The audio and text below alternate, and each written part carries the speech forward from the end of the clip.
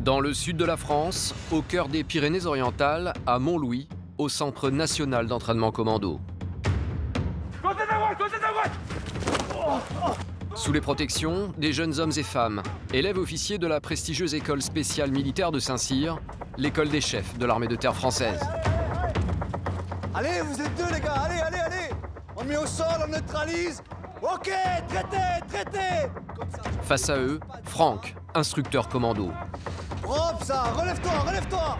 On vérifie son flingue, il n'y a pas d'incident. Lâche finé les gars, lâche finé. Son objectif, mesurer le degré d'agressivité de ses élèves et leur capacité à rester lucides sous la pression. Il faut qu'ils se donnent à fond, on les met un peu dans le rouge, histoire d'eux.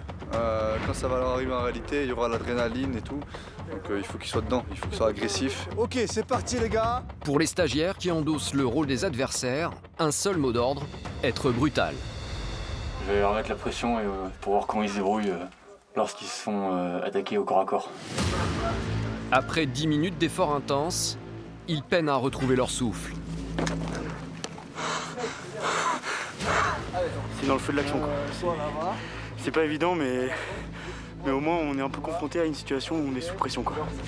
Incident de tir. Ok, propre ça.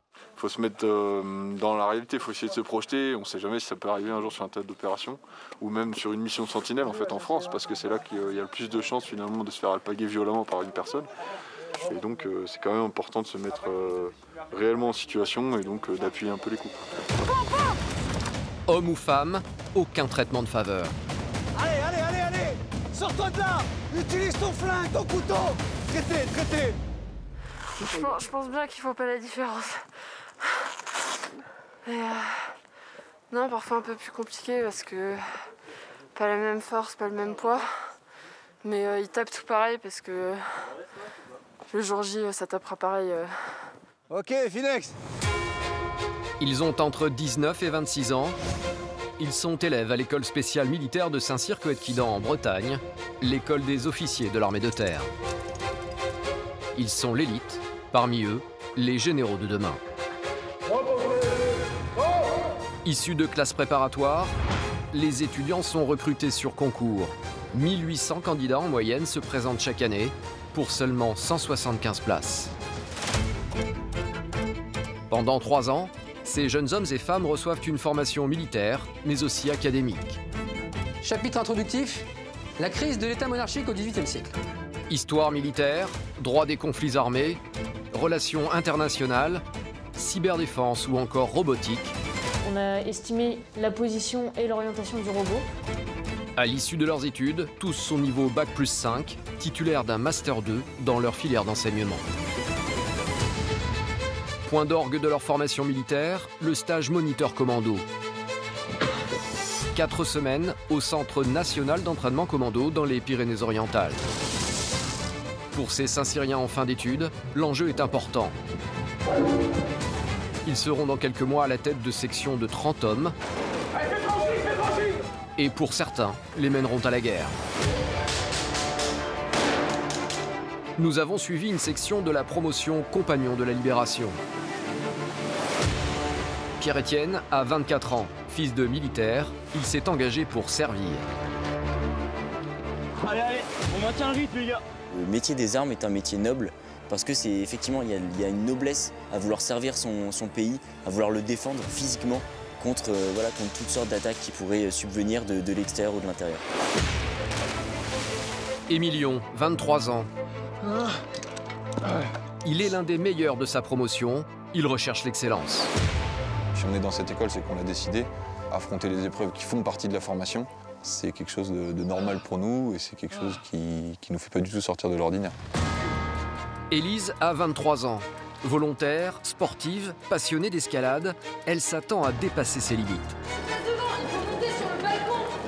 En fait, on travaille pour nous, mais on travaille aussi pour les autres. Et ça pousse vraiment à faire des choses qu'on ne pensait peut-être pas pouvoir faire. Pour obtenir l'insigne des moniteurs commando, ils vont devoir puiser au plus profond d'eux-mêmes. Reste avec nous, ok ? Et faire la preuve de la force de leur engagement. Debout, les officiers.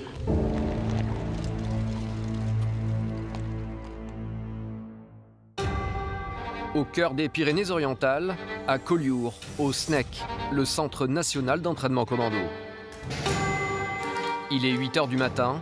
Sur les rangs, les élèves officiers de 3e et dernière année de Saint-Cyr-Coëtquidan. En ce début de printemps, ils suivent l'épreuve la plus dure et la plus longue de leur scolarité, les 4 semaines du stage moniteur commando.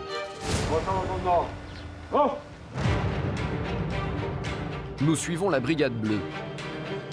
Ces 28 stagiaires débutent leur 2e semaine de formation. Ils font connaissance avec la piste verte, un parcours du combattant vertigineux. 850 mètres de course, 18 obstacles. Celui qui va commencer à perdre du temps là-dessus, qui va aller lentement, la poutre va osciller et ça va vous faire tomber, ok? Et en bas, vous avez 30 mètres de gaz. Au SNEC, tout est noté et la piste verte compte pour beaucoup dans le classement. Pour obtenir 20 sur 20, il faut boucler le parcours en 10 minutes. Ça va être très physique, très intense, ok? Les meilleurs finissent en général en 9 minutes, donc vous voyez, ça va très vite. Allez, la moitié de la brigade en bas. Okay. Réussir à passer une poutre qui est 30 ou 40 mètres au-dessus du vide, au-dessus d'un gouffre, par exemple. Courir sur une paroi où il y a quelques morceaux de ferraille qui sortent. Voilà, c'est réussir à se dépasser et en fait, à faire des choses qu'on n'a jamais fait dans le passé.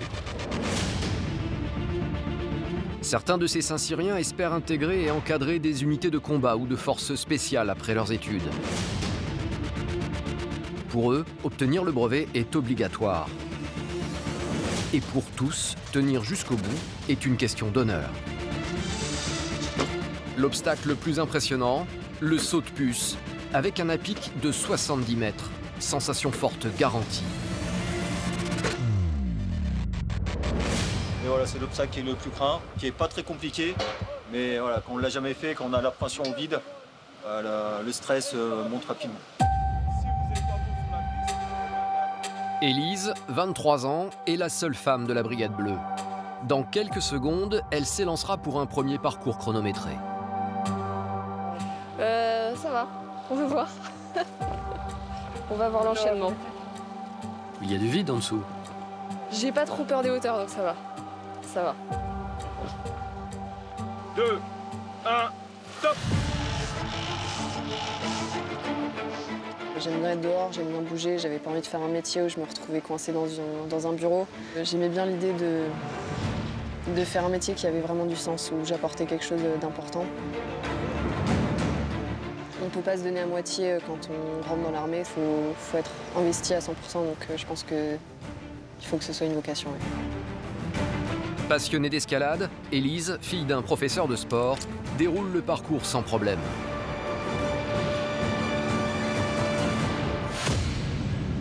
Sur la tyrolienne, Pierre-Étienne, 24 ans. Volontaire et audacieux, il est l'un des leaders de la section.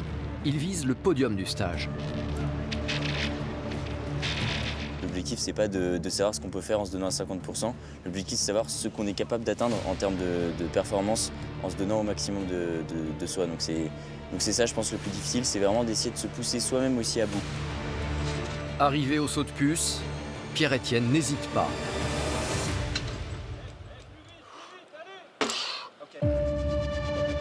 Au tour d'Élise de se confronter au vide.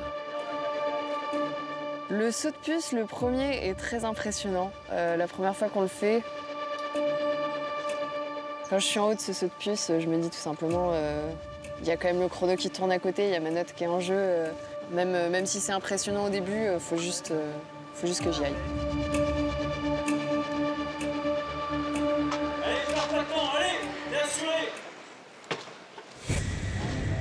Plus de peur que de mal, Élise a basculé dans le filet de protection. Elle doit recommencer. Le chronomètre tourne toujours, elle n'a plus droit à l'échec.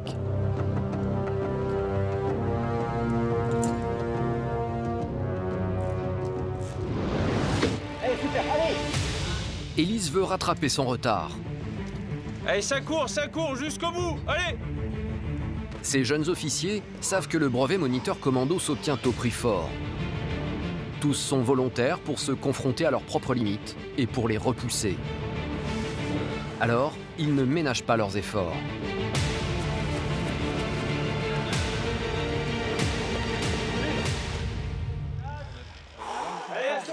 À l'arrivée, ils sont à bout de souffle. Ouh, ça pique. C'est claquant. Faut pas penser au vide. Ou au prochain obstacle, faut être sur l'obstacle et avancer sec. Ça laisse quel goût dans la bouche hein? Un petit goût de sang à la fin. Pierre-Étienne peine à retrouver son souffle, mais se projette déjà sur la prochaine piste. Ouais, ça tire de partout. Puis il faut avoir de la technique. Et les prochaines fois, on pourrait aller un peu plus vite parce qu'on connaîtra mieux le parcours. Élise est épuisée, mais à part le retard pris sur le saut de puce, elle a parcouru la piste sans problème.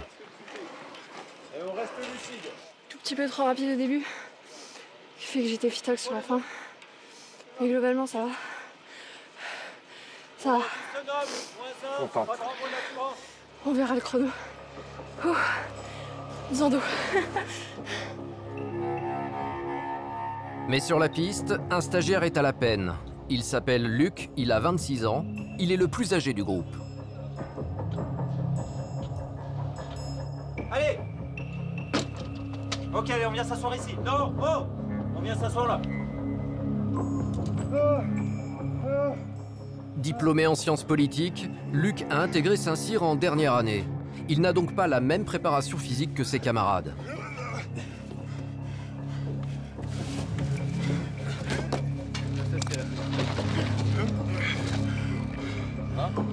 En fin d'exercice, il est proche du malaise et hors temps.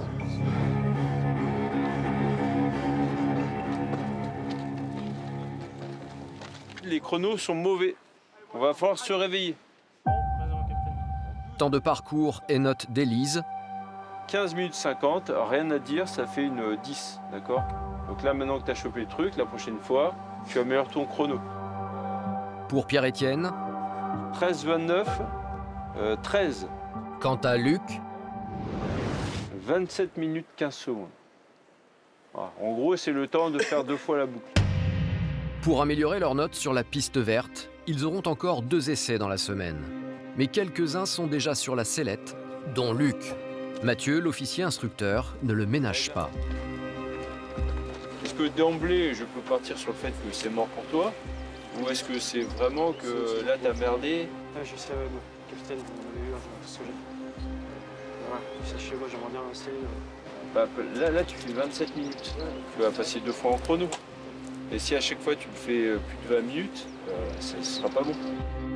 Luc accuse le coup, mais il reste dans la course.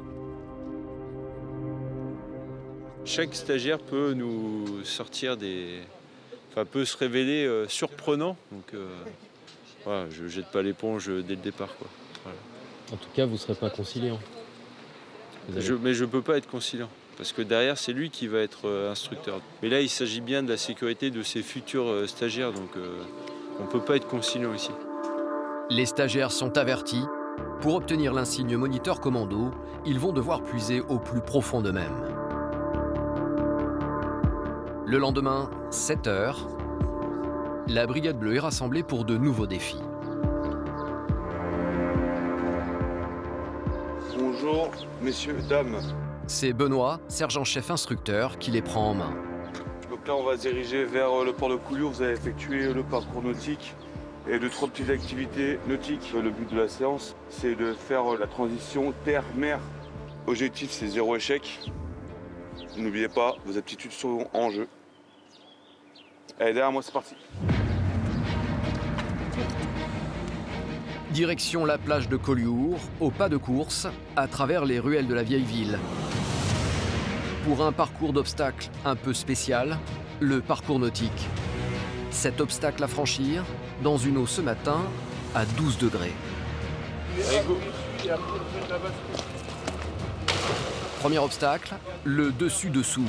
Allez, les jambes, poussez sur les jambes, arrêtez de tirer sur la frite. Écrasez la frite, poussez sur les jambes. Ces frites, comme les nomment les instructeurs, pivotent sur elles-mêmes. À suivre, une plongée en apnée jusqu'à une cloche remplie d'air. Nager habillé est déjà une épreuve. L'eau froide et les obstacles rajoutent en difficulté et coupent le souffle des moins bons nageurs. qu'est-ce que vous faites là? Oh, lâchez le Zodiac! Le bateau il n'existe pas là. Allez. Ça va? Ceux qui attendent leur tour n'en mènent pas large. Ça fait froid de les voir dans l'eau. Ça fait très froid. Je ressens la flemme de se jeter dans l'eau froide. On sait, en plus on voit ses camarades juste avant qui se sont jetés dedans, qui n'ont pas l'air voilà, très bien. Après, bon, il faut y aller.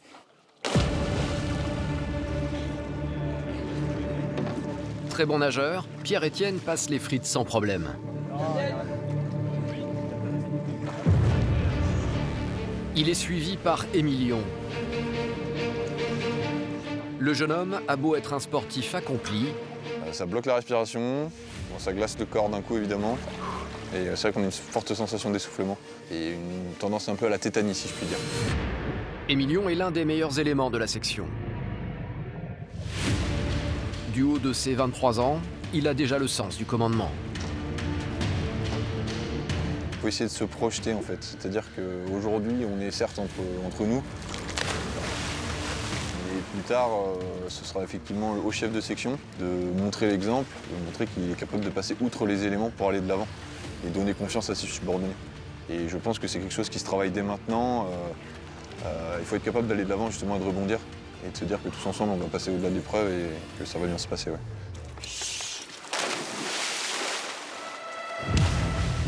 Au tour d'Élise de se jeter à l'eau. Et pédalez tout de suite avec les jambes. Gainez et poussez avec les jambes. Allez. Ok, c'est pas grave. Passez sur le côté, vous allez directement au deuxième obstacle. Je loupe les frites parce que le poids des chaussures, je m'y attendais pas, mais m'a vraiment tiré en arrière et m'a empêché de passer l'obstacle. La jeune femme s'accroche, bien décidée à ne plus faire échec.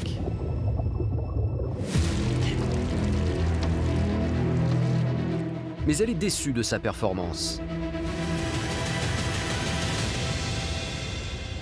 Un peu dégoûtée d'avoir loupé les frites, mais le reste s'est bien passé. A priori, ça devrait pas trop me pénaliser pour le stage. Donc c'est un peu déçu, mais ça devrait le faire quand même. Le plus dur, ce n'est pas le parcours, c'est le froid. Il n'est que 8 heures.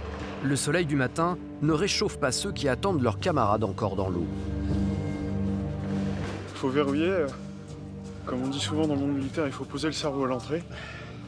Puis bon, je sais pas si je l'ai retrouvé, la sortie, il fait un peu froid. Oh, pour l'instant, c'est le pire.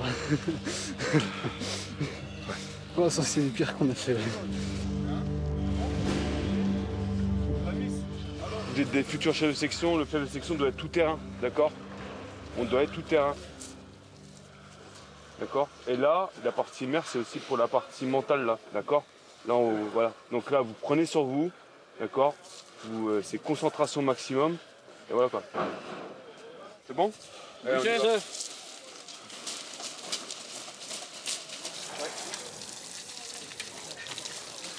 Pour le plus grand nombre de ces officiers en devenir, le moral fait front. Ils parviennent même à sourire de certaines situations. Vous faites un peu le spectacle, non? Ouais, je pense que la population aime bien ça. Nous, c'est un peu moins marrant de voir les gens manger des gaufres en train de nous regarder. Mais bon, c'est deux spectacles différents. On aimerait bien être à leur place, mais je suis pas sûr qu'ils aimeraient être à la nôtre. Vous imaginez qu'il y a des enfants qui veulent devenir militaires en voyant ça? Ok. 2 jours. Tu estimes combien de temps pour remonter à la citadelle, passer en tenue sèche et rassembler sur la place du rapport? 15 minutes. 15 minutes? Ok. 2 jours a dit 15 minutes. Quand on prend la décision, on assume les conséquences. Il a dit 15 minutes, c'est 15 minutes. C'est bon pour ça? 3, 2, 1, top! Dans ce type de stage, ce que veulent voir les instructeurs, c'est la détermination de leurs élèves. Le chronomètre est un prétexte et les stagiaires l'ont bien compris. De toute façon, c'est toujours pareil. On aura bien une excuse pour nous faire des abdos ou pomper, donc un peu plus, un peu moins. Il faut juste avoir l'air d'être pressé et puis ça passe. complet. 12 minutes 45. Donc pour la 15, ça fait combien? 2 minutes 15. Eh ben on va faire le restant en gainage. Dans les temps ou hors temps, le gagnant est toujours l'instructeur. Allez, 3, 2, 1, on termine les 15. Benoît effectue l'exercice avec eux. Il faut montrer l'exemple. Être instructeur, il faut être au top de sa forme et montrer l'exemple. Résister, c'est aussi doser son effort. Jérôme et Pierrick ont pour cela leur méthode. Se dissimuler ventre à terre derrière leurs camarades. Le principe, c'est de faire ce qu'on nous demande, mais dès qu'on peut s'économiser sur des efforts comme ça qui sont relativement longs, on en profite et puis on essaie de tourner. Donc on envoie souvent pendant une journée les mêmes devant, puis après on passe derrière pour se reposer. Donc ça permet à tout le monde d'en profiter un petit peu et puis c'est sympa d'être allongé pendant une minute.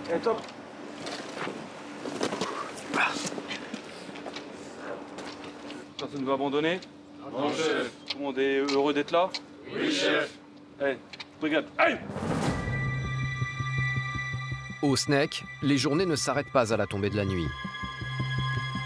Infiltration, combat, chaque nuit, ils sont dehors. Ce virage là, on est juste là. Ouais. Passe ma pièce, ouais. On arrive ici.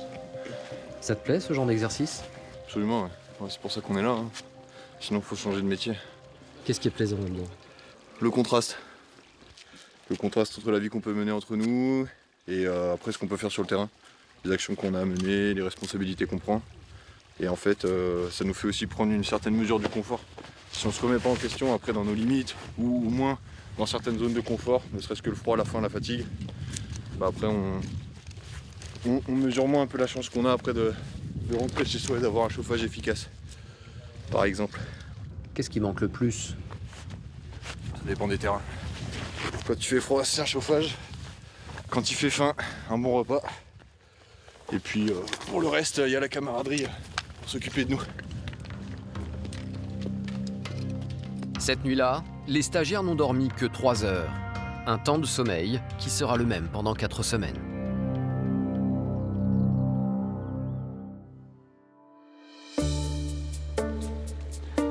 Clopes, saucissons, vous pouvez déjà me les donner. Faute avouée, faute à moitié pardonnée. Allez. Ce matin, c'est fouille des sacs à la recherche des produits interdits. Ah, y a rien. Ils peuvent fouiller. Et les clopes? Y a pas. On fume pas ici. Pour le coup, là, s'il trouve quelque chose qui l'intéresse, je pense qu'on va s'en souvenir longtemps. Je pense qu'on va vite le regretter aussi. Ils sont pas à l'aise. Il doit y avoir quelque chose de caché.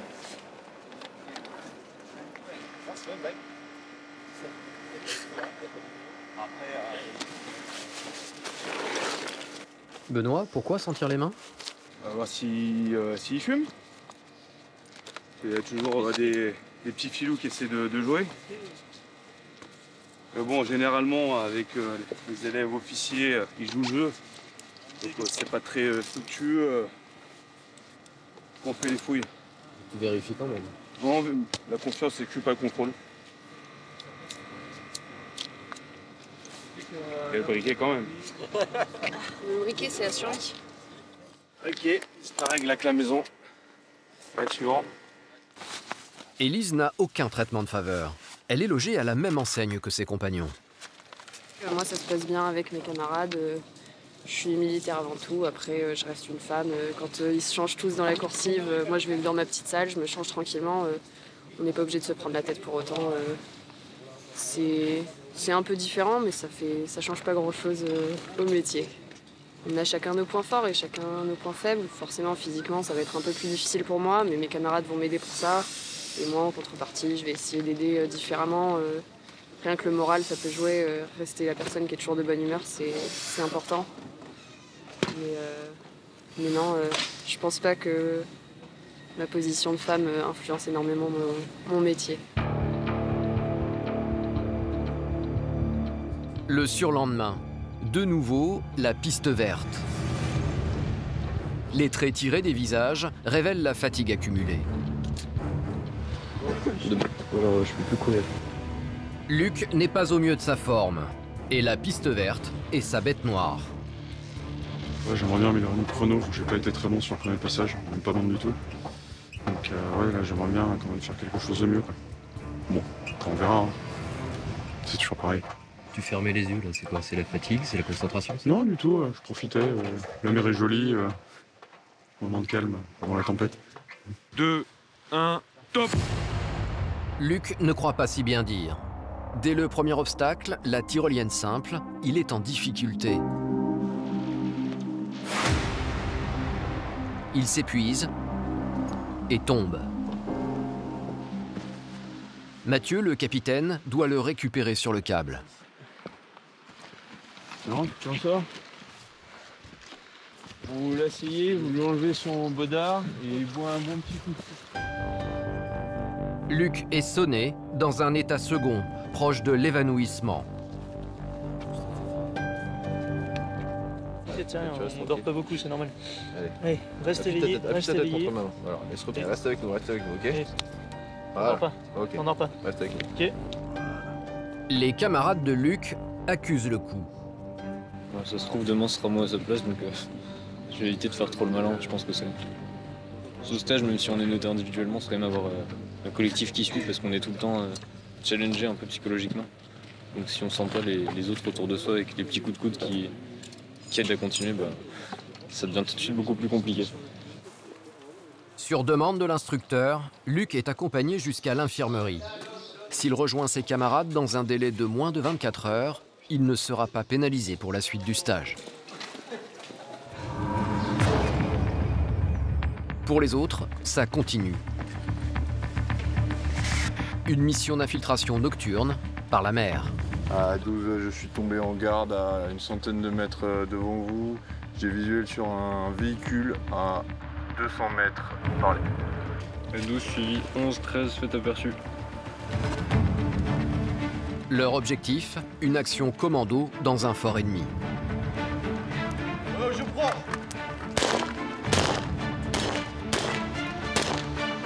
À Saint-Cyr, l'endurcissement ne se décrète pas, il se construit. Dans ce stage, ils apprennent à accepter le risque et à penser en homme d'action.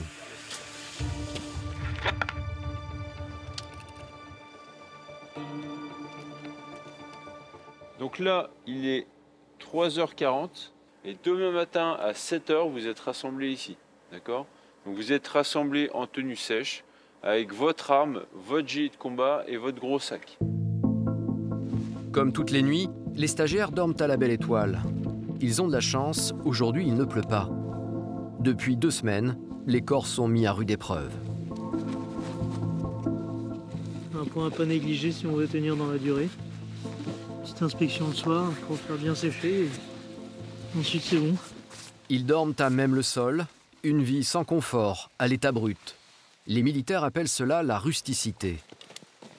Eh les gars, tous ceux qui ont des montres, mettez des réveils. C'est vraiment important. Nickel, merci. Faut vraiment le moral quand même, non? Il faut, mais en fait, il suffit aussi de pas trop se regarder son petit nombril et puis se dire, bon, on est tous dans la même galère. Et puis, on est tous là et on continue tous à vivre les journées. Donc, en fait, c'est qu'a priori, c'est pas impossible. Si ceux d'à côté le font, pourquoi pas nous? Et puis, on est ensemble, on s'apprécie, on se soutient. Donc, c'est comme ça que ça avance aussi. Et tu vas dormir combien d'heures? Là, on va dormir 2 heures. Voilà. C'est déjà bien.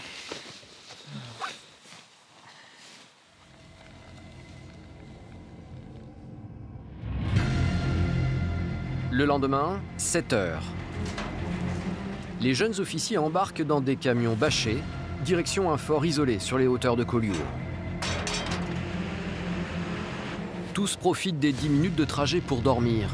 Comme les marins au long cours, ils ont des phases de micro-sommeil. Ils sont déposés en bas d'une colline où un défi de taille les attend, la montée du Fort Béart. 1 kilomètre de course avec un dénivelé de 200 mètres. Là, le programme, a priori, on va devoir monter là-haut en courant et dans un délai de 12 minutes. Voilà, donc à nous de nous organiser avec nos sacs, notre fatigue, pour parvenir là-haut dans les temps impartis, voilà, pour satisfaire le beau plaisir des instructeurs. Normalement, en 12 minutes, c'est fini. Ça va être dur. Je pense que ça va être très dur. On a les retours des anciens qui disent toujours que c'est un moment assez horrible du stage, cette montée. Ils ont encore le sourire, Je suis fatigué. mais ils sont contrariés. On en bave tous, hein. Il y a les pessimistes, comme Thomas, Là, c'est qui dit que dans 200 mètres, quand on aura commencé à courir, je serai pas sur le côté de la route, en train d'agoniser, là, plein de convulsions avec de la mousse entre les dents. C'est pas, hein. et il y a les optimistes, comme Emilion. En soi, c'est 12 minutes, ça va taper, mais si on se serre les coudes, ça va le faire. 2, 1, c'est parti. Je me dis que je vais la bouffer et je sais que je vais pas écouter mon corps pendant quelques dizaines de minutes. En 12 minutes, on peut tout donner pour arriver en haut. Et la peur de recommencer si on fait pas 12 minutes aide aussi à avancer quand même.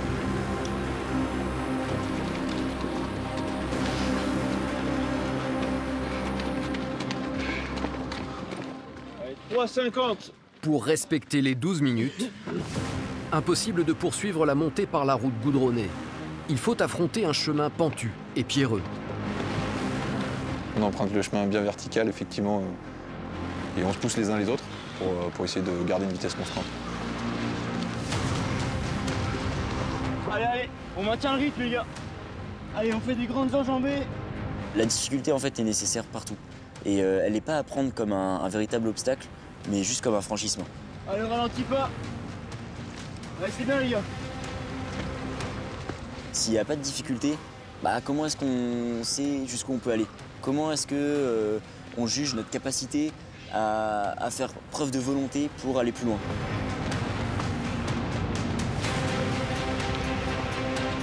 Les muscles tétanisent, le souffle est court. Thomas est en difficulté, mais il s'accroche, encouragé par Emilion et Pierre-Étienne. Allez, c'est bien, un pas après l'autre. Penche-toi un peu plus vers l'avant. Allez, c'est parti. La volonté, vraiment, je pense, permet de tenir, en fait, les uns avec les autres, les uns pour les autres. C'est la volonté, je pense, le maître mot d'un stage comme le Snake. Allez, on va chercher. Allez, on va chercher. Allez. On ne travaille pas juste pour nous. En fait, on travaille pour nous, mais on travaille aussi pour les autres. Et ça pousse vraiment à faire des choses qu'on ne pensait peut-être pas pouvoir faire. Enfin, c'est l'arrivée au Fort Béart. Allez, Thomas. Allez, ça va. Allez, jusqu'au bout. Allez. Vas-y, viens là, mon gars. 10-27, c'est nickel, ok? Donc très bon chrono. Ils sont bien trop épuisés pour savourer leur victoire. Et en plus, il faut enchaîner sur la manœuvre suivante.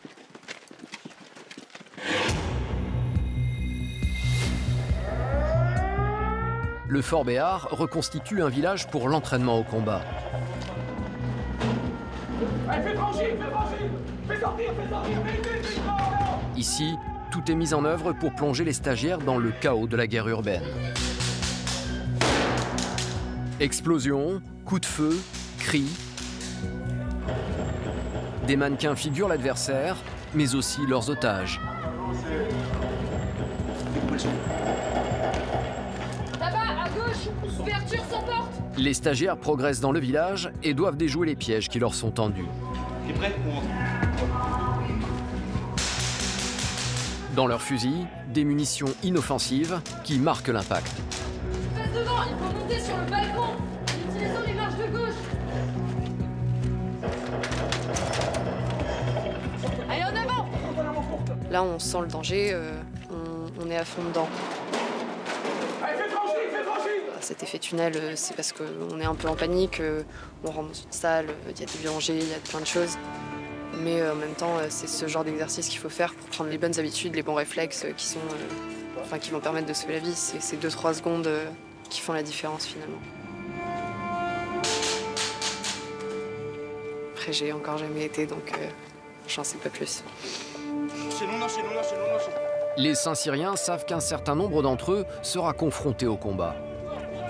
Ils s'y préparent et se projettent déjà dans leur rôle de chef.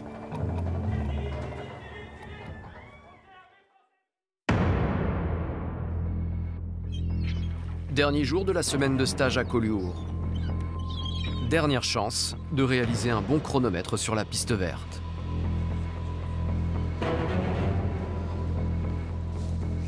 Luc, victime d'un malaise sur le parcours précédent, est de retour. Tu reviens pour la verte? Ah, je reviens pour tout, pas que pour la verte. Ça va bien se passer.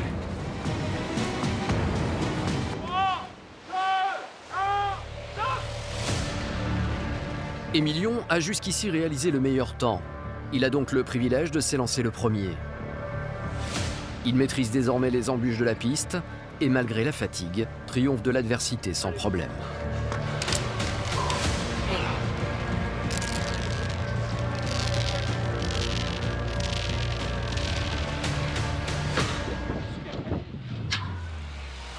Sur ses talons, Pierre-Étienne, aucun obstacle ne lui résiste. Élise ne craint désormais plus le saut de puce. Elle ne commet aucune faute. Capitaine! On verra le chrono. Je suis plutôt satisfaite de ça. C'est impressionnant en fait ce qu'on peut faire en état de fatigue et quand on a vraiment la rage de vaincre et qu'on va chercher cette aptitude moniteur. La rage de vaincre, Luc l'a aussi. Certes, il va moins vite que ses camarades, mais il est bien décidé à boucler le parcours sans échec obstacle. Question de fierté.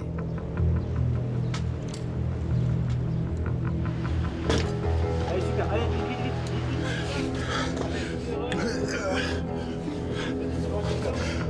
Il reste plus qu'un obstacle, allez. Il est encouragé par ses camarades. Allez, c'est bien, tout en bas. Allez, sors. Allez, jusqu'au bout, va toucher. Luc termine la piste verte hors temps, mais il termine.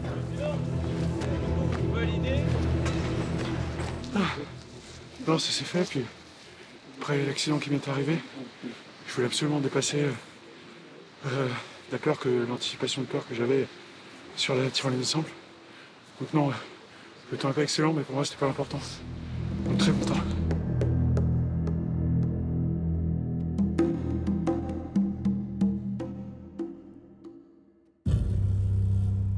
Il est 22 h. Ce qui attend la Brigade Bleue cette nuit, l'ascension de la Madlock. 20 km aller-retour, 700 mètres de dénivelé positif. Ok, donc la brigade, on arrive à la fin de semaine. Et vous pouvez pas partir de Collioure sans avoir fait la marche mythique de la Madlock. Ok, 3, 2, 1, top, chrono parti, en avant. Derrière l'équipe topo, en avant. Ils ont 3 heures pour accéder au sommet. Mais au moment de se mettre en marche, problème, les batteries de la radio sont HS. Les stagiaires ont omis de les remplacer. Et ça ne plaît pas à l'instructeur. Allez, rassemblez-vous là. Dépêchez-vous là parce que là ça commence à me saouler. Allez, en position.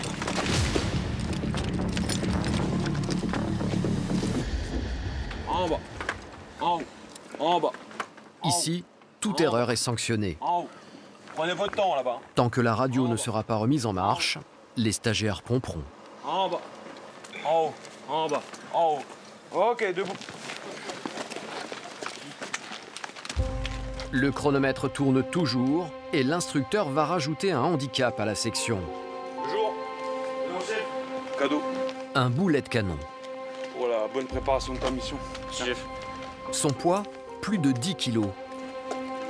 Alors, au moment où on me colle le boulet, on se dit bon, on va apporter quelque chose de plus que notre sac et le matériel collectif. Donc oui, le boulet, il fait mal quand on le récupère. Là, c'est bon pour toi, là? Oui, chef. En avant. Allez, derrière l'équipe topo, en avant. Ils ont perdu 15 précieuses minutes qu'ils vont devoir rattraper. Malgré le dénivelé, Et malgré le boulet, c'est un gros coup au moral.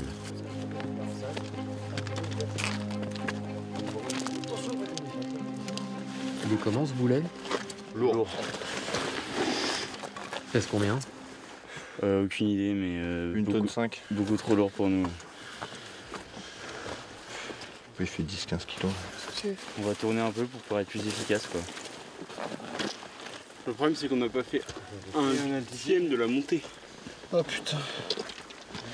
Ouais, les gars, je veux pas qu'on pose une espèce d'endroit avec un mec qui le garde, tous les trucs lourds qu'il y a dans les sacs. Il va vouloir qu'on le montre à la Madlock. Mais le boulet, c'est sûr. Tu penses qu'il nous attend à la Madlock? Évidemment. Pourquoi il nous attend à chaque carrefour?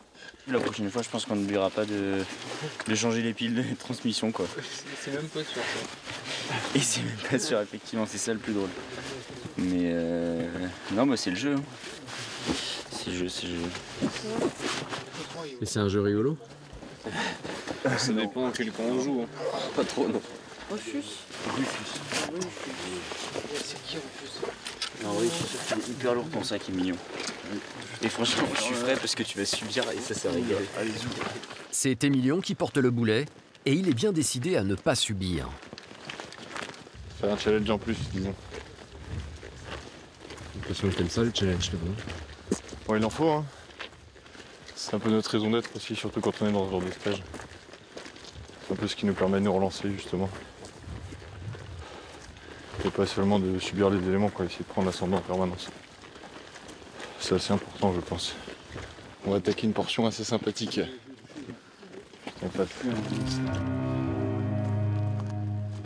Le dénivelé se fait plus dur encore. Les stagiaires peinent, mais avancent.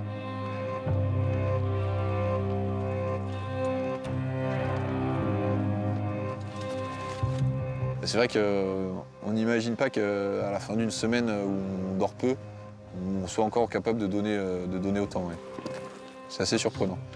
Là après on se découvre petit à petit, disons. La Madlock c'est haut, c'est très pentu et les chemins pour y aller ils sont complètement nuls. Nul et vertigineux. La progression se fait prudemment sur une ligne de crête. Ces officiers en devenir ne visent pas la performance sportive, mais l'efficacité et la durée dans l'action. Une endurance, une résistance et une force qui s'acquièrent au fur et à mesure des années grâce à ce type d'entraînement. Pas après pas, le groupe parvient jusqu'au sommet avant le temps imparti, en 2h30.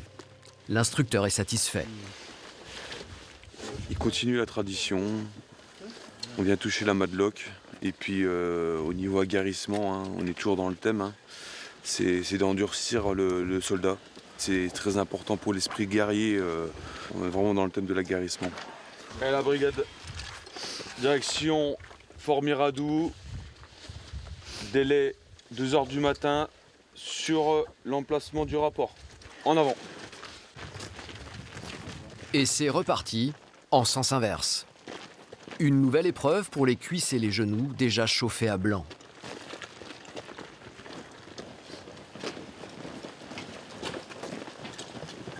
Cette nuit, ils ont marché plus de 20 km. Et une fois de plus, ils ont gagné contre le chronomètre. Benoît, l'instructeur, sait les féliciter. 1h53. Objectif atteint. Là, vous avez fait une super journée. Vous avez fait une super journée. Je suis fier de vous. Et vous pouvez être fier de vous. Vous pouvez être fier de vous. C'est clair et net. Là, je suis entièrement satisfait. Benoît a connu le combat. Il sait parfaitement ce qui attend ses futurs chefs lorsqu'ils seront déployés en opération. Le plus dur, c'est pas maintenant. Hein. C'est ce qui va arriver. C'est quand vous serez à la tête de 30 bonhommes et qui compteront sur vous. Là, on est peut-être un cinquième des conditions que vous pourrez avoir en opération. Ou que vous allez commencer à faire des 20 km de ratissage dans les wadis qui fera 40-45 degrés. Ben, on sera encore bien plus loin de ces conditions-là. C'est bon pour ça? Oui, chef. Ok. La brigade bleue en a terminé avec Collioure. Mais il reste encore 2 semaines de stage en montagne à Montlouis. 2 semaines où tout peut arriver. Alors que les 3e années s'aguerrissent, les élèves de première année, eux, se confrontent à un tout autre défi. Nous sommes à Suippes, dans la Marne, sur un camp d'entraînement de l'armée de terre. Brice, 19 ans, élève officier en première année, est affecté pour 3 mois au 1er régiment d'artillerie. La 2e pièce, représentation 5782, 5782. Entre observation et action, il développe ses qualités de futur officier au contact de soldats qu'il ne connaît pas et d'une spécialité qu'il découvre. L'artillerie. 2e coup vu, gauche 15. On se rend pas vraiment compte quand ça part de ce que ça fait, parce qu'on est plus dans concentré, etc., dans l'action. On s'applique à bien faire le mouvement, parce que voilà, c'est pas un mouvement qui est anodin, il faut vraiment bien engager tout le corps pour être sûr que ça parte bien. Et après, justement, on se rend compte qu'on tire pas n'importe quoi non plus, quoi. On tire vraiment là pour le coup, ce sont de vrais obus. Et donc c'est quelque chose qui fait beaucoup de dégâts, donc c'est vraiment pas quelque chose qu'on prend à la légère. Les manœuvres auxquelles Brice participe sont l'occasion d'échanger avec un jeune officier. Je vais simplement leur donner une direction dans laquelle je les vois. Ce lieutenant est chef de section tir, une fonction que Brice pourrait occuper plus tard s'il devait choisir cette spécialité.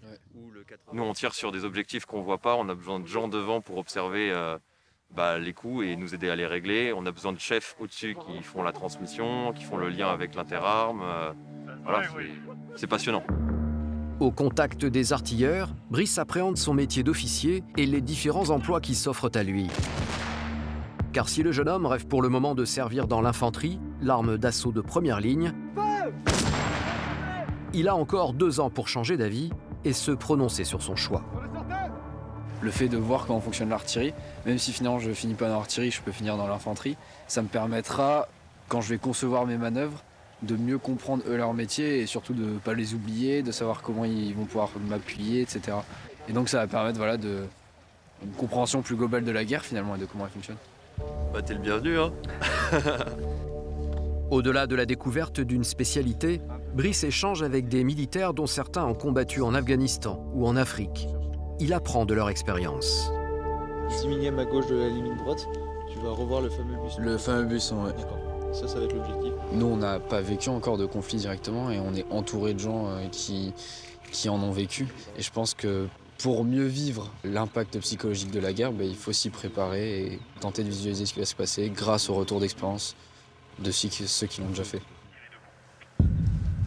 Défi du commandement, défi de l'exemplarité, Brice se construit peu à peu en tant que futur officier. Il encadre ce matin un parcours du combattant et teste son autorité sur de jeunes engagés. 2. Au sol. Les derniers, vous rappelez jusqu'au premier. Les premiers en gainage. Ok, donc ça fera 10 pompes pour la bouteille d'eau oubliée, 10 pompes pour le bisou. Allez, avec moi en position.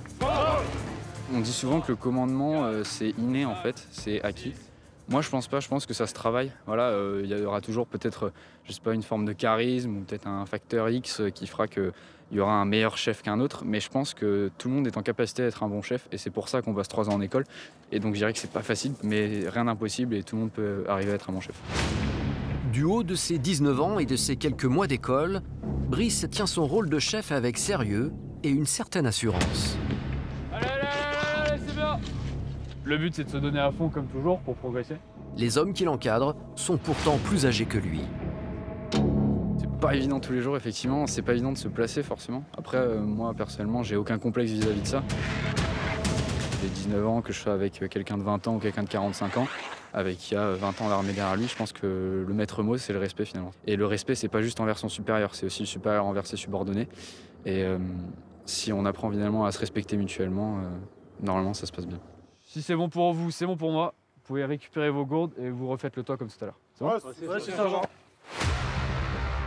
Au même moment, dans le sud-ouest de la France, à Tarbes. Allez, c'est la dernière, on accélère. Clément, 19 ans, camarade de Brice, lui aussi élève officier en première année, effectue son stage au 1er régiment de hussards parachutistes. En bulle autour de moi. Il participe à l'encadrement d'une formation d'engagés qui ont entre 6 mois et 2 ans de service. Ok, Alpha en tête, je passe entre les deux quadrinômes. En avant. Décider, agir et faire agir Allez, ça drop. sont les vertus premières du chef. Bravo, on voit des mecs. C'est pas hyper simple, je pense. Ça s'apprend, sinon ça serait inné. Il faut réussir à mêler le défi sportif, le défi dans la coordination, le défi dans la gestion du groupe. Ouais, c'est un bon challenge. Allez, récupérez toutes les musettes, on avance. Dès qu'il y en a un qui est sorti, tire toutes les musettes de là. Allez, là, pourquoi ça bloque, là, putain? Ce matin, Clément confronte son groupe de parachutistes à une piste d'audace collective. Et c'est lui qui dirige la manœuvre. Ouais, c'est bien, les gars, on continue. Allez, c'est bien. Ah ouais, faut leur dire que c'est bien, qu'il faut continuer sur ce rythme. Et les mecs, bah, ils restent motivés, je pense, c'est normal. Ils savent que tu es un officier en formation? Oui, bien sûr. Ils savent que je suis jeune, que j'ai pas non plus des années d'expérience. Et c'est pour ça, je reste ouvert et des choses que j'ai acquises, que je peux leur apporter. Mais moi aussi, j'ai des choses à apprendre d'eux. Tout au long de son stage d'initiation au commandement, Clément est encadré et guidé par Sébastien, sous-officier aguerri. Toujours, tu dois avoir tes chefs de trinôme qui te font des retours, d'accord? Si t'as pas ça, ça va soit boucher à un moment, soit ça va merder. Toi, tu prends le recul, t'es au milieu de tout. Et c'est toi le chef d'orchestre. Ok? Allez, vas-y. Bah, c'est un élève officier, donc ça percute. Déjà, on voit qu'il a les outils nécessaires pour que ça réfléchisse. Donc ça réfléchit vite, maintenant il faut le mettre en pratique. Allez les gars, c'est bientôt la fin, on donne tout.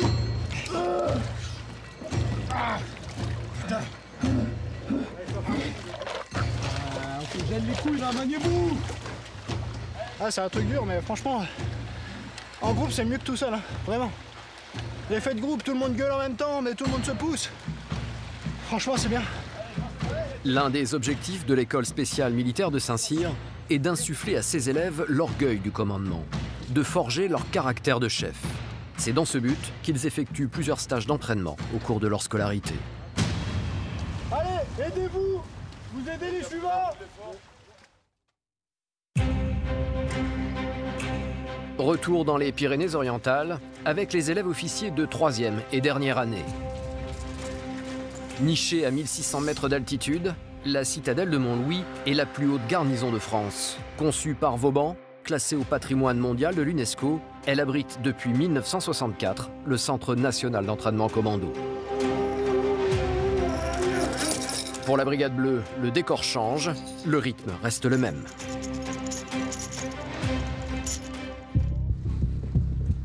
Après la piste verte de Collioure, la piste rouge de Montlouis. 23 obstacles sur 1200 mètres. Émilion se concentre. Je me refais mentalement le parcours dans la tête, en pensant aux points techniques. Puis après, on se conditionne mentalement pour partir, réguler le souffle, le rythme cardiaque et être prêt. Ton objectif, c'est quoi? Le maximum. Les premiers, est-ce que vous êtes chaud? Est-ce qu'on a le choix? Pour obtenir 20 sur 20, il faut boucler le parcours en 12 minutes, sans commettre de faute. Mais la note n'est pas le seul objectif. On se bat pas pour la note à proprement parler, on se bat plus pour, disons, l'image qu'on se renvoie à soi-même et les capacités dont on dispose. Se dire vraiment, si je suis capable d'avoir des bons résultats sur cette piste, je suis apte à faire face à des situations un peu difficiles.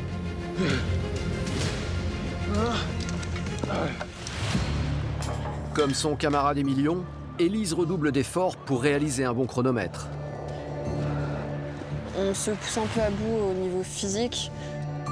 C'est souvent dans des contextes comme celui-là où on se dévoile un peu et on voit exactement quelle personne on est dans la difficulté.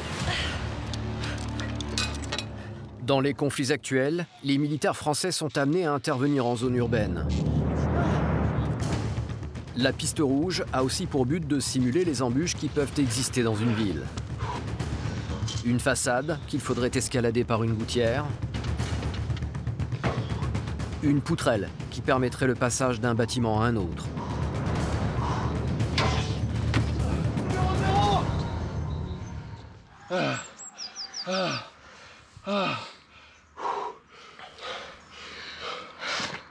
Ça tape? Ah, ça tape pas, ça tabasse, ça démonte. Ah, le cardio il est en vrac. Les bras aussi, ça, à la longue ça use beaucoup. C'est vraiment un effort particulier. Et puis avec l'altitude, on s'essouffle extrêmement vite. Ouais. Ah ouais. Tu penses que tu as fait un bon temps? C'est le chrono qui dira, pour l'instant j'en sais rien. C'est que j'ai donné le maximum et c'est déjà ça. Je vais voir. C'est genre du gueule en douce. La brigade bleue est exténuée, mais il est hors de question de se laisser aller. Les gars, debout, allez. Les gars, debout. Ça, je peux pas. 16.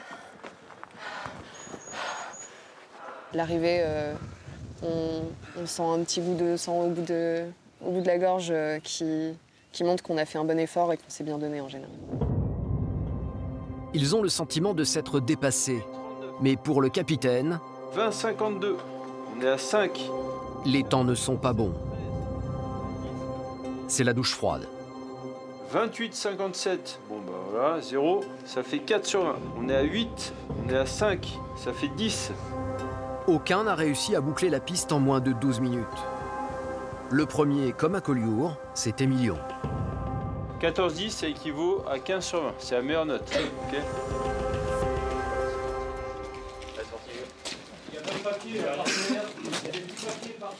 On les met un peu dans le mal, histoire qu'ils s'aperçoivent qu'il faut qu'ils se sortent les doigts. Hein, désolé de l'expression, mais voilà. Ça va vraiment les pousser à aller chercher vraiment dans leurs limites. La rouge va laisser des traces chez certains. L'un d'eux a fait une mauvaise chute et souffre d'une blessure au genou. Il s'agit de Luc. Il doit quitter le stage sur décision médicale. Ce genre d'échec, même si finalement dans l'absolu je n'y peux rien, c'est toujours extrêmement décevant. Puis on a des relations particulières avec ses camarades qui font que, oui, on se sent, je dirais pas coupable, mais on est quand même assez peiné de les abandonner, alors que vont continuer pendant une semaine et demie à manger chaud et à vivre dans le froid. Et donc effectivement, il y a une vraie émotion, et puis il y a une déception quand on s'est donné, quand on a la volonté d'aller jusqu'au bout et que pour un bête accident on n'y arrive pas, et c'est extrêmement décevant, quoi. Luc aura la possibilité de refaire le stage moniteur commando l'année prochaine. Après 2 semaines de formation, le plus dur pour les stagiaires, la nourriture. Les rations se suivent et se ressemblent. Chaque boîte contient de quoi manger pour 24 heures. Biscuits secs, chocolat, boissons chaudes lyophilisées, conserves et 2 plats de résistance. Un pour le déjeuner, un pour le dîner. Au menu aujourd'hui... Boulettes kebab. On n'est pas trop mal, ça se mange plutôt bien. Il y a quelques rations qui sont plus difficiles à descendre que d'autres, mais là c'est plutôt bon aujourd'hui. Quel que soit le menu, le repas est vite avalé. Certains profitent de quelques minutes de répit pour griller une cigarette à l'abri des regards. Car on ne fume pas au snack. Donc elle a le goût de l'interdit, celle-là. Ouais, ça rappelle un peu l'époque où on fumait en cachette de nos parents, quoi. Sauf que là, les parents, ils sont moins drôles. La punition sera pas la même. Faut juste bien se planquer. Commando, c'est aussi ça. Poser des petites BLM, et puis voilà. BLM, c'est quoi? Des boîtes aux lettres mortes. C'est des petits colis qu'on cache. En cas de coup dur. Est-ce que tu peux me montrer où t'as caché le paquet?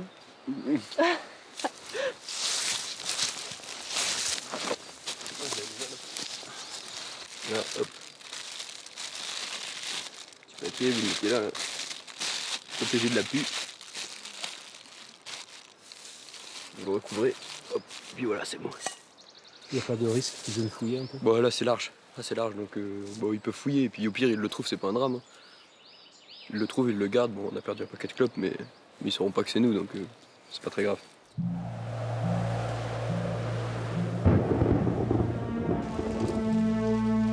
Il pleut, il fait froid, et ils vont passer la nuit dehors.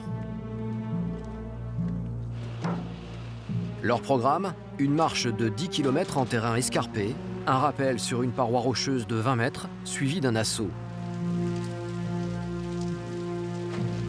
De quoi avoir une petite baisse de morale. La tienne, ça s'annonce comment là? Pluvieux, humide, les pieds trempés. Le passage compliqué? Le passage compliqué, c'est une coupure humide, donc en fait a priori une rivière, un ruisseau, peu importe, mais quelque chose on va être obligé de franchir, pas comme Moïse, mais parce qu'on n'aura pas les pieds secs. Voilà, de se tremper complètement les pieds au moins jusqu'aux genoux. Donc clairement on n'a pas hâte du tout, on n'a pas hâte. Pour se soustraire à l'eau froide, Pierre-Étienne tente le prétexte de l'assistance de notre journaliste. Moi, je suis un peu la protection du journaliste et apparemment c'est compliqué pour lui de franchir une coupure humide. Il faudra le porter sur le dos. Okay, tu fais un premier aller, tu déposes ton sac et deuxième aller, tu récupères la caméra. C'est comme ça. Ah, vous voulez profiter du journaliste pour pas passer dans les endroits ficheteux? Ah tout à fait, on prend tout ce qu'on a à notre disposition pour essayer de gratter tout ce qu'on peut. Allez, départ. Pas question pour des commandos de suivre des sentiers de randonnée. La zone de progression est escarpée et rocailleuse. Il n'y a ni chemin, ni balisage. Les militaires appellent cela un azimut brutal. Oh putain, terrain de merde. Et la pluie rend le terrain encore plus glissant. Faites gaffe, il y a moyen de mourir ici. Dès qu'il pleut sur une marche longue, le moral chute d'un coup, on va avoir très vite froid. 2 h du matin, ils arrivent à une falaise qu'ils doivent descendre en rappel. Donc ce sera celle qu'il faudra tirer, c'est celle avec, t'as vu, pas les couleurs blanches mais l'autre, ok? Face à eux, un trou noir et béant. C'est la première fois qu'ils effectuent cet exercice de nuit. 20 mètres de descente à l'aveugle. Alors, les instructeurs redoublent de vigilance pour éviter tout accident. Tu restes bien en bas après l'assurance. Oui. Allez. Après le rappel, le redouté franchissement de rivière. Impossible de la contourner, ils n'ont pas le choix, il faut y aller. Ça fait froid sur le moment, ça énerve. Avoir des chaussures trempées, ça veut dire qu'on va avoir des pieds en sale état à la fin. Tremper les pieds, c'est jamais quelque chose d'agréable. C'est notre outil de travail, mine de rien. Alors, certains ont anticipé la traversée, en mettant des sacs poubelles à chaque pied. D'autres tentent de limiter les dégâts, avec moins de réussite que Thomas. La méthode système D, mais ça a bien marché. Au moins, j'ai les pieds qui sont à peu près préservés de l'eau. Je vais pouvoir continuer mission dans de meilleures conditions.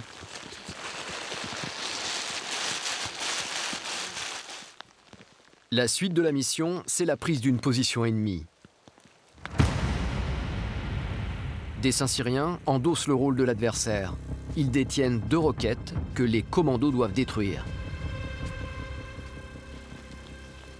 Ouais, on se rapprochait de la derrière pour avoir un visuel. Et ensuite, je demande l'intensification des flux.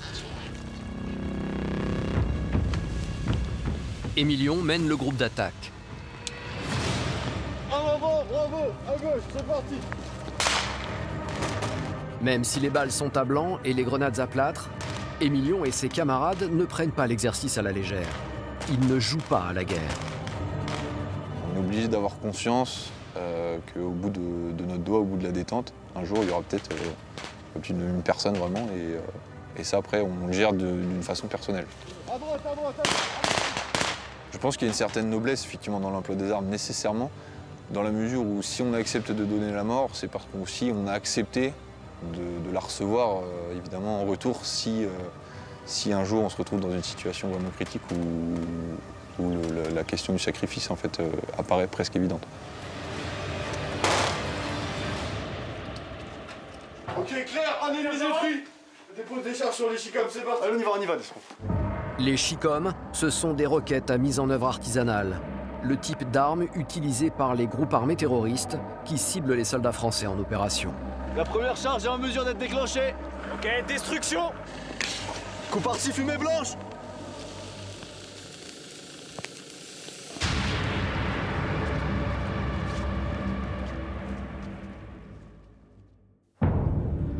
La nuit a été difficile.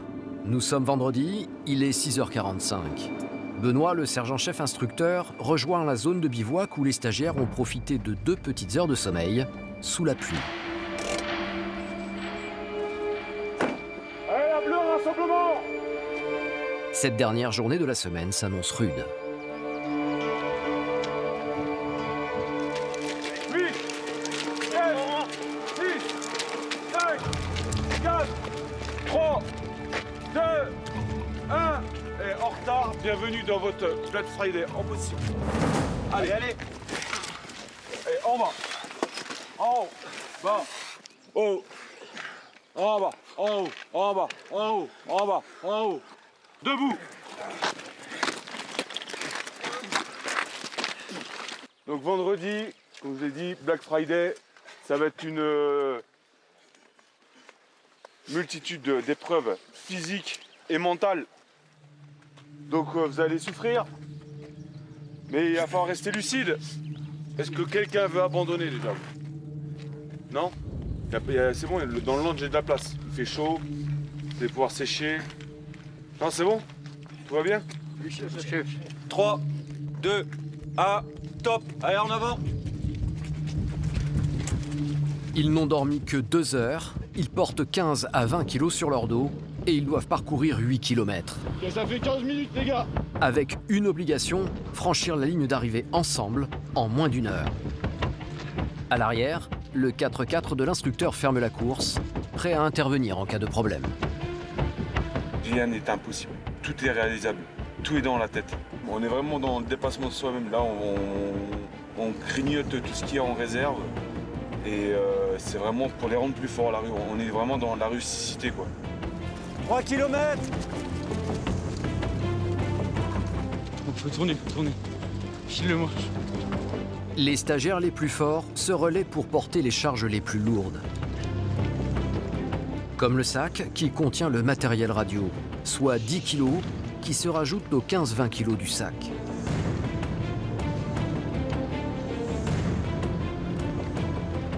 Donc là, on est en plein dans la cohésion, donc l'esprit de corps, là, c'est vraiment ce qu'on veut voir. Le chrono tourne, les kilomètres défilent, le rythme ralentit.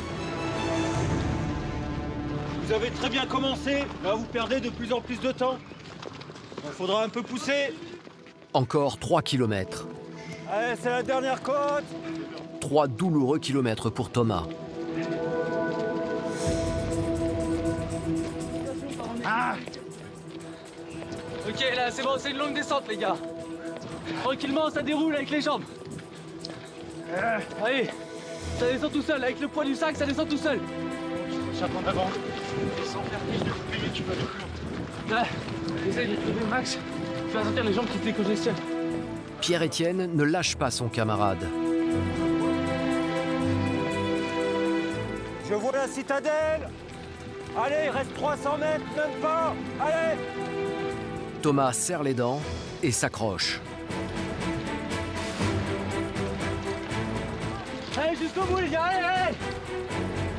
Enfin la délivrance. Thomas a souffert, mais il fait preuve d'humour et d'ironie. Oh, j'aurais pu continuer, hein, c'est facile. Hein. Faut pas croire, hein. Enfin, franchement. Courir, je fais ça tous les jours. Hein. Non, c'était pas facile. Tous se sont surpassés et ont réussi à boucler la course en moins de 55 minutes. Le contrat est rempli. Blessé, au sol. Au sol, blessé. Blessé. Mais la pause est de courte durée. Il reste encore un effort à fournir. Le timing vient de commencer, dépêchez-vous. Allez, go, go, go, on y va. Je vous rappelle, vous êtes en combat.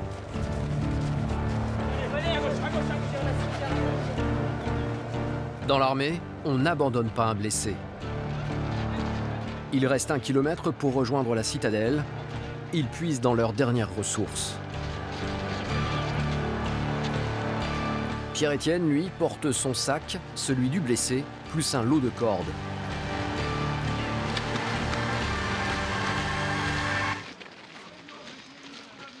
Ça va? Ça va. C'est dans la tête, hein. On emmène de partout. Bien tourner. Faut pas oublier les uns les autres. Et on va arriver ensemble là-haut. C'est le principal. T'as combien sur le dos là? Aucune idée. Aucune idée. Peu importe. Suffisant pour faire travailler ma volonté. Mais bon. Je sais pas si c'est très lourd. Mais en tout cas, on en bave bien.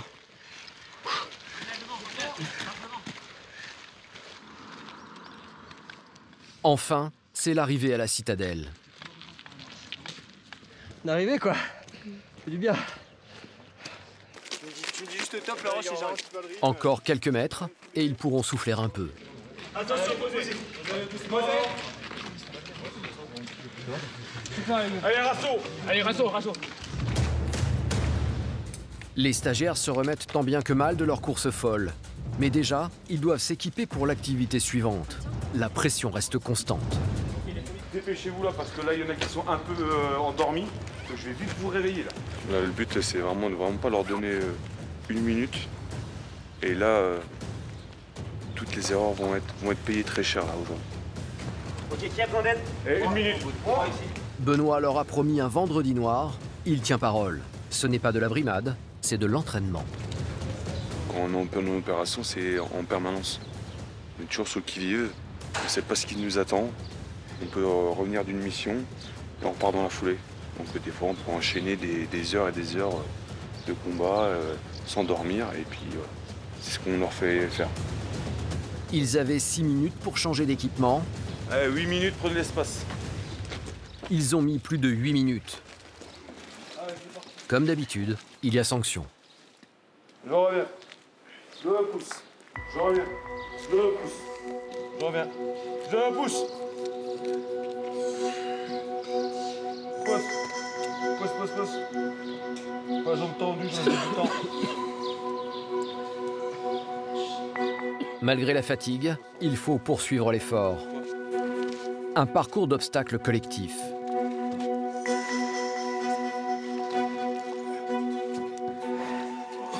Tiens.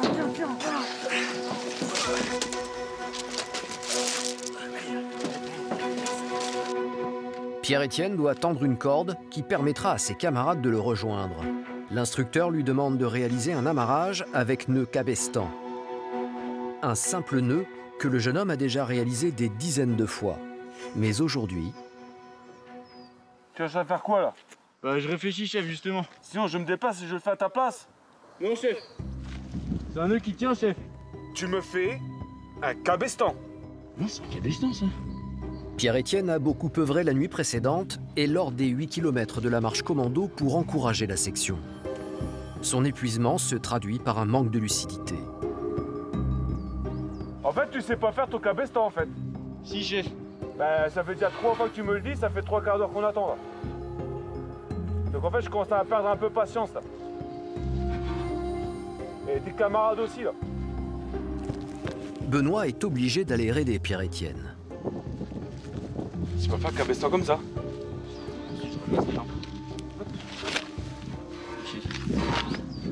C'est terminé.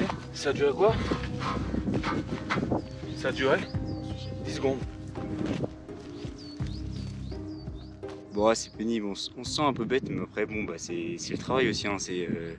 On est en situation de fatigue, on est un peu sous pression. On sait qu'il y a des camarades derrière qui nous attendent, donc en fait, c'est positif à long terme. Forcément, sur le coup, c'est pénible, mais si on prend un tout petit peu de recul, bah, on se dit qu'on apprend et c'est comme ça qu'on apprend le mieux.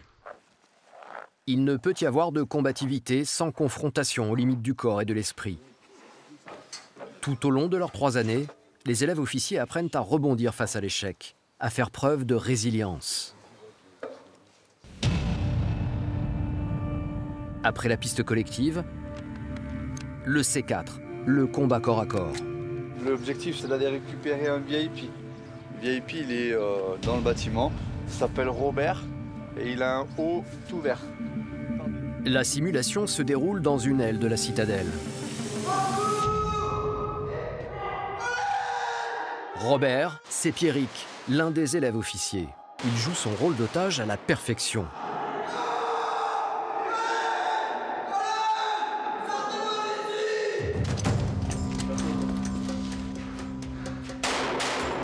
Dans cet exercice de combat rapproché, les stagiaires apprennent à lutter contre de multiples adversaires.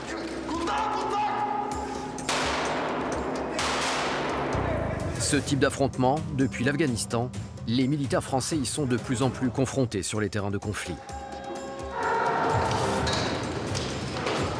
Même à l'entraînement, les instructeurs demandent à leurs élèves d'être agressifs.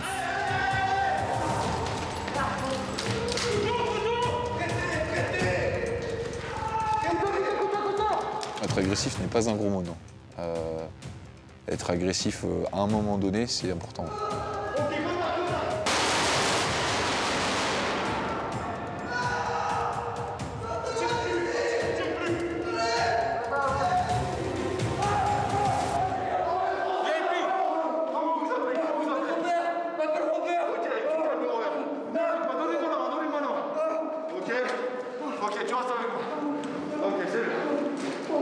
Ce type d'exercice sensibilise et prépare les futurs officiers aux risques auxquels ils s'exposeront après leurs études. Y compris le risque ultime.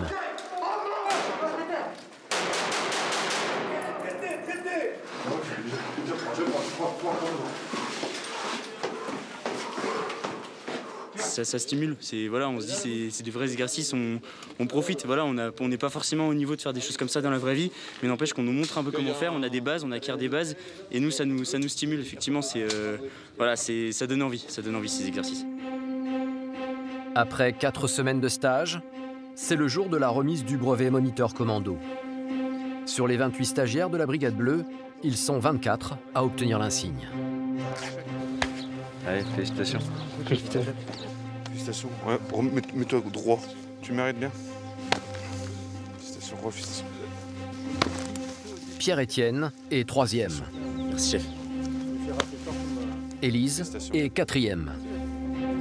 Le premier du classement, c'est Emilio. Franchement, ça serait un grand plaisir de t'avoir dans la brigade. Parce que des gars comme toi, c'est hyper rare. Félicitations. Merci, chef. La fin du stage au SNEC rapproche un peu plus ces élèves de 3e année de la fin de leurs études. Reste à connaître dans quelle spécialité d'armes ils effectueront leur carrière d'officier. Un choix qui s'effectue en fonction des vœux, mais aussi du classement final de chacun.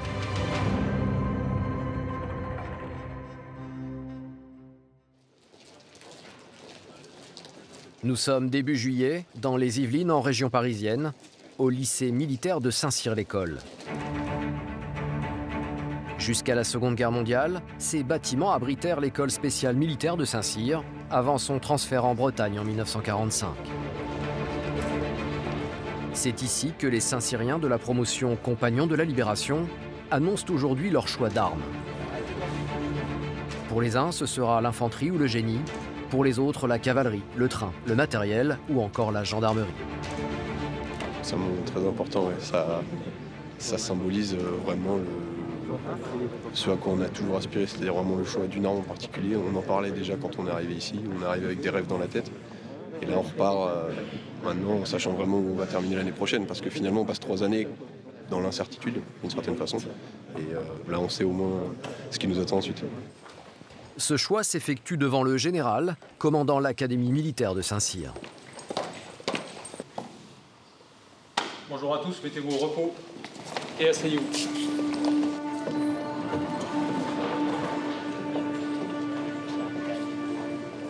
Vous avez choisi une belle armée dans laquelle les soldats ont la même valeur, leur sang a la même couleur, quelle que soit l'arme que vous rejoindrez. Et vous verrez que votre plus grand plaisir, votre plus grand bonheur dans le métier, ça sera de commander.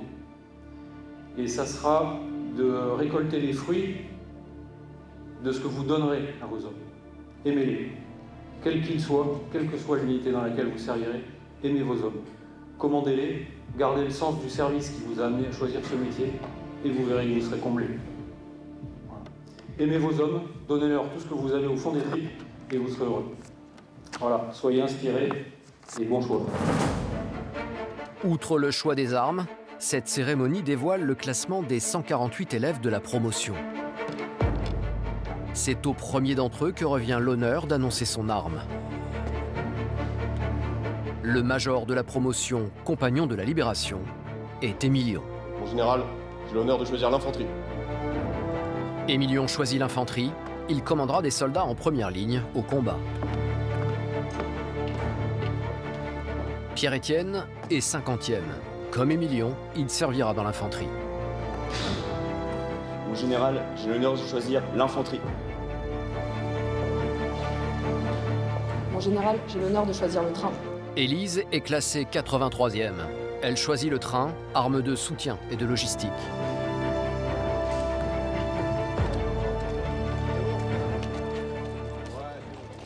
C'est un grand moment. Globalement, tout ce qu'on a fait jusqu'à présent, toute la pression qu'on a pu avoir sur toutes les différentes notes, toutes les différentes épreuves, c'était pour ce moment en fait. Ça représente vraiment la concrétisation de ces 3 années. Et là, c'est fini en gros. On appartient quasiment plus à l'arme qu'on a choisie qu'à Saint-Cyr. À partir de ce moment, il ne reste plus que le triomphe et tout est fini. Le triomphe est une cérémonie qui marque la fin de l'année. Mais en ce début juillet, la scolarité n'est pas encore terminée. Retour en Bretagne, à l'Académie militaire de Saint-Cyr. Un campus de 50 km², la superficie d'une ville comme Bordeaux ou Lyon.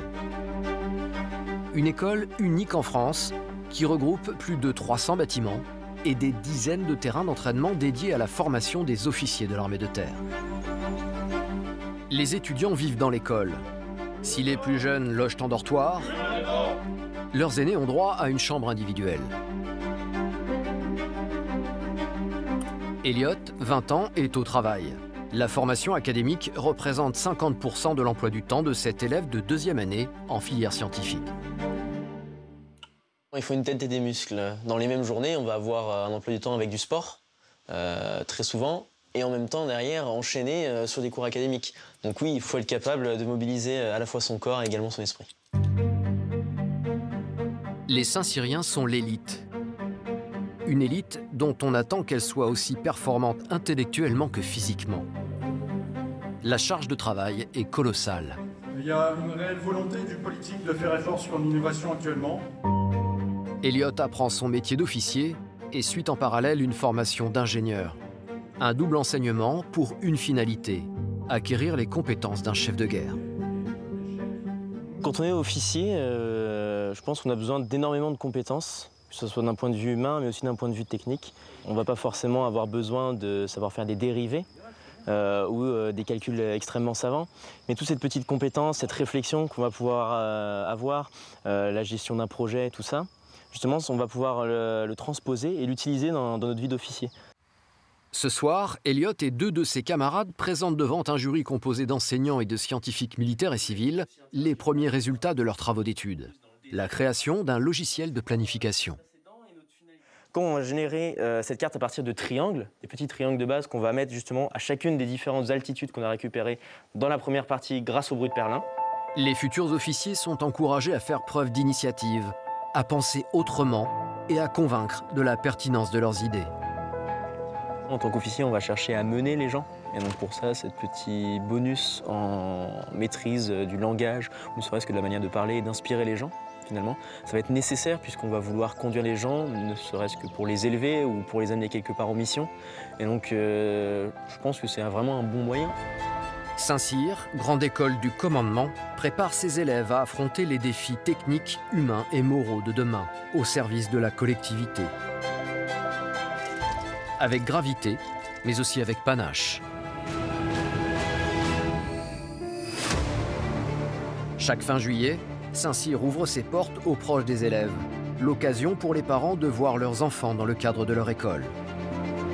C'est la journée du triomphe, une célébration qui marque la fin de 3 années d'études, mais aussi le début d'une grande aventure humaine pour les promotions montantes. La famille d'Émilion a fait le déplacement jusqu'en Bretagne. Le papa, ancien officier dans la marine, est forcément fier de son fils. Très très grande fierté, une immense fierté. On peut être très fier, mais il doit d'abord être fier de lui, parce que tout le mérite lui revient. Le travail, c'est lui qui l'a fourni, l'engagement, c'est lui qui l'a fourni. À la fois on est en études académiques, mais à la fois en esprit, en activité militaire. Et puis voilà, aujourd'hui, c'est un homme qui est, pour moi, à mes yeux, exceptionnel, forcément. Forcément. Les élèves des 3 promotions ont revêtu leur grand uniforme. Dans quelques minutes, ils vont défiler devant leur famille, mais aussi leur chef. Pour les dernières années, c'est l'ultime triomphe. L'émotion est palpable. Oui, je pense qu'il y aura forcément un peu d'émotion parce qu'en 3 ans, il se passe beaucoup de choses dans cette école. Ça marque, c'est 3 ans, donc forcément, ça marque une vie, surtout à notre âge. Et c'est tant mieux parce que je pense que c'est une belle marque. On est les 3 là, on fait les... Lesquels marchent devant? ESM et les 2 autres gardes. C'est à Émilion, le major de promotion des 3e années, que revient l'honneur d'être porte-drapeau. Ce soir, c'est un moment très très important. Et pour nous, garde-drapeau, c'est aussi très symbolique parce que c'est aujourd'hui qu'on fait la transmission du drapeau à la promotion montante. Et c'est vrai que pour l'avoir gardé justement et l'avoir porté pendant plein de cérémonies, c'est assez émouvant de le transmettre aujourd'hui. C'est un moment qui va être marquant pour toi, dont tu te souviens? Ah oui, ça j'en suis persuadé, ça va me marquer à tout jamais, je pense. Messieurs, on se met en place face à cette direction. En avant. Marche. Dans quelques mois, Émilion, Pierre-Étienne, Élise et leurs camarades seront à la tête de leurs sections respectives.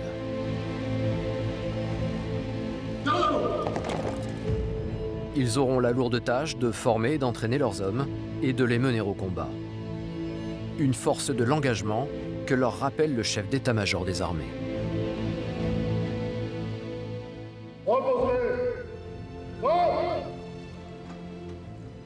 Jeunes officiers de l'armée de terre, vous avez fait le choix d'une carrière exigeante. À l'avenir, vous aurez maintes occasions de vous mesurer à toutes sortes d'obstacles, maintes occasions de vous découvrir. Être officier, c'est être chef. Et être chef, c'est d'abord être responsable. Responsable de vos subordonnés, de la mission, du destin de la France. Soyez les officiers que la terre des hommes attend. Soyez les chefs dont notre armée de terre a besoin.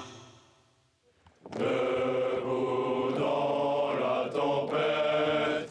Durant leurs 3 années d'études, ces jeunes hommes et femmes ont fait face ensemble aux différents enseignements et épreuves auxquels ils ont été confrontés.